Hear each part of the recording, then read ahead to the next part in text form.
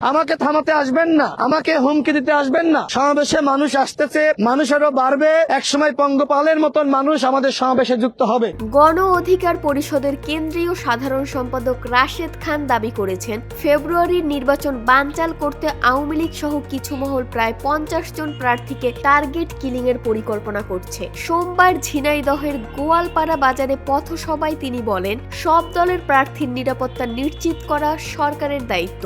রাশেদ খান জানান, বিরোধী দলের প্রার্থীদের গুপ্ত হত্যার তথ্য তিনি পেয়েছেন, তবে তিনি বলেন এই নির্বাচন কেউ বন্ধ করতে পারবে না, নির্বাচন হবেই। তিনি আরো উল্লেখ করেন, তফসিল ঘোষণার পরপরই তারেক রহমান দেশে ফিরতে পারেন।